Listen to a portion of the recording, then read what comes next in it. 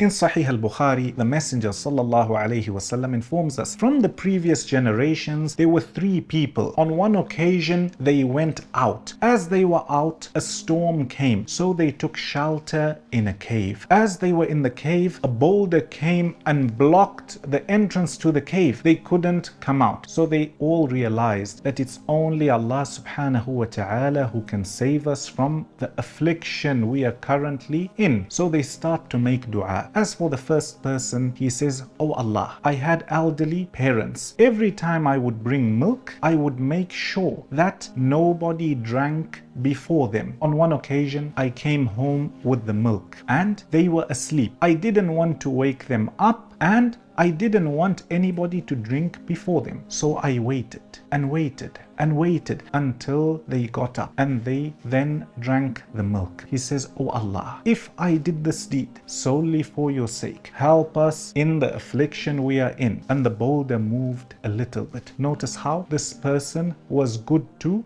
his parents. The second person says, "Oh Allah, I had a relative of mine. She was pretty and I loved her so much. I wanted to commit zina with her. However, she refused. Later on, a time came where she was in need of the wealth. So I told her, commit the sin and I'll give you the wealth." So she came. Before we were about to commit the sin, she said, "Oh Abdullah, O servant of Allah, fear Allah. You should not be doing this." And she said, "Ya Abdullah, O servant of Allah, fear Allah. Don't commit the sin." He says, "And I left the sin at that moment, O Allah. And whatever wealth I gave her, I didn't take it back. O Allah, if I did this solely for your sake, help us in the affliction we are in." And the boulder moved a little bit more. However, they were still unable to come out of the cave. Now look at the third person, and I want you to ponder over the third person. He says, "Oh Allah, I used to employ people, and on one occasion there was a person who left his wage with me." In some narrations of the hadith, it's mentioned a few grains of rice or a few grains of maize, etc. He says, "I took these grains and I began to grow them. In our terms, I invested them. Eventually the crops grew. After selling the crop, he was able to buy livestock. He was able to buy sheep and camels, etc.